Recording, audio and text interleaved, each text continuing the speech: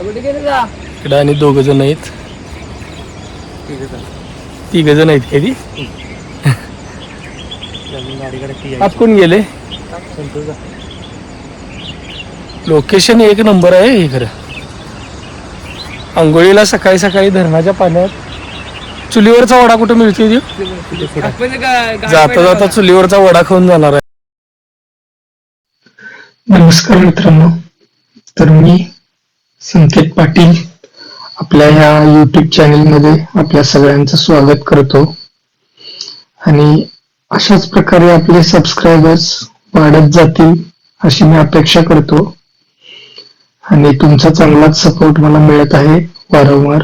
त्यामुळे व्हिडिओ बनवण्याचा अजून जोश येत आहे आणि मी आज हा राधानगरी डॅमच्या जवळचा व्हिडिओ, डॅमचं जे पाणी येतंय बाहेर राधानगरी धरणाच्या त्या ठिकाणचा हा व्हिडिओ तुमच्यासाठी घेऊन येत आहे.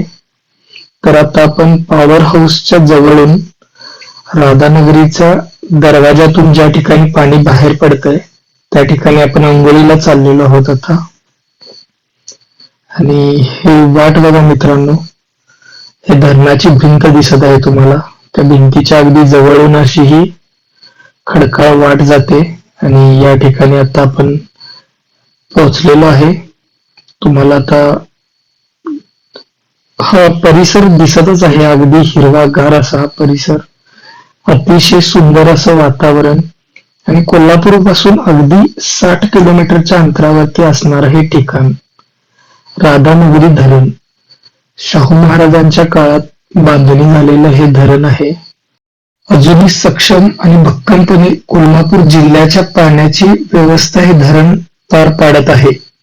आंघोळीला जाणार आहे आणि हे बघा हे पाणी सगळं त्या तिकडे एक आपला मित्र गेलाय, इकडे 2 जण तयारीत आहेत आणि अजून एक 2 जण ते तिथलं आत गेल्यात की तिथं वरती.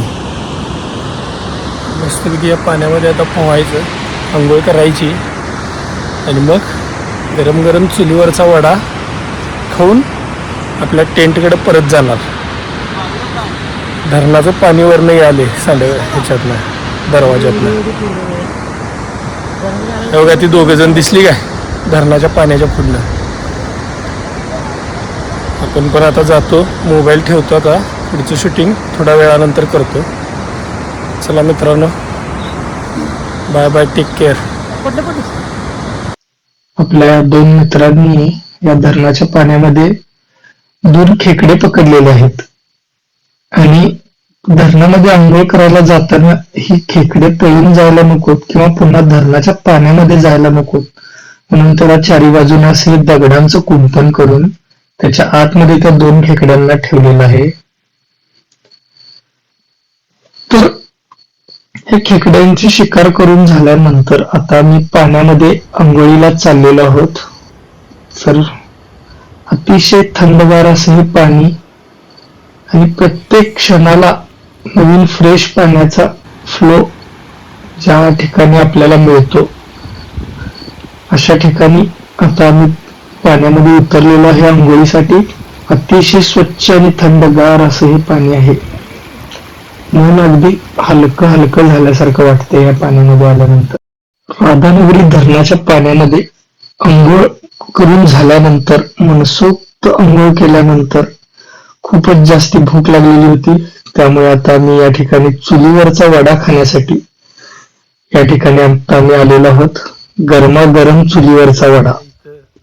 तर मित्रांनो, हे हॉटेल आहे राधानगरी मधील अशोका हॉटेल. अगदी धरणाच्या जवळपासच असणारं हे हॉटेल आहे. अतिशय सुरेख आणि स्वादिष्ट असे वडे या ठिकाणी मिळतात. हे आपले अशोका मामा गरमागरम चुलीवरती वडे बनवत असताना दिसत आहेत आपल्याला. तर मित्रांनो, कधी जरी तुम्ही राधानगरी या परिसरामध्ये आलात तर या ठिकाणी नक्की ह्या वड्याची चव घेऊन बघा. खूपच चविष्ट, अतिशय सुंदर असे वडे आहेत या ठिकाणी. तर नक्की एकदा या अशोका हॉटेलला भेट द्या आणि इथल्या वड्यांचा आस्वाद तुम्ही नक्की घ्या. या अशा प्रकारचं हॉटेल आहे आणि या ठिकाणी अशी बाहेर बसण्याची व्यवस्था आहे. त्या ठिकाणी आम्ही सगळेजण बसलेलो आहोत आणि वडा कधी एकदा येण्याची वाट बघत आहे. आलेला आहे आपला खाऊन बघून सांगतो कसा झालाय.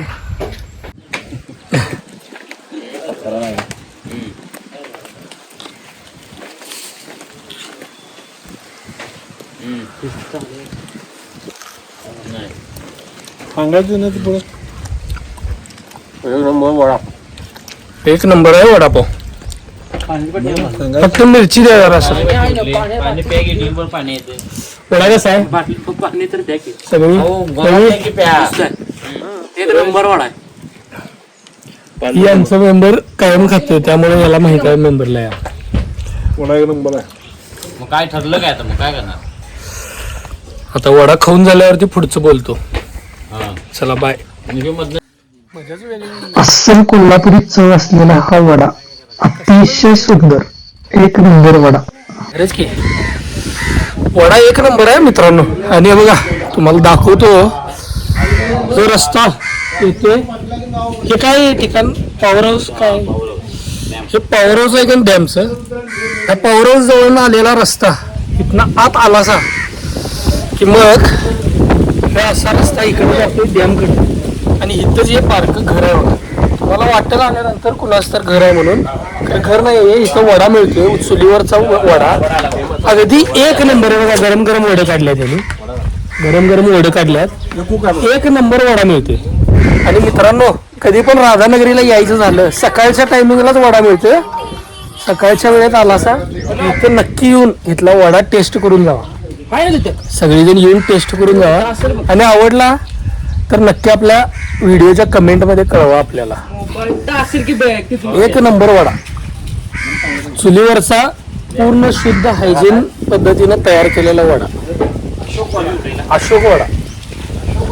मामांचं नाव काय त्या मामांचं नाव काय मामांचं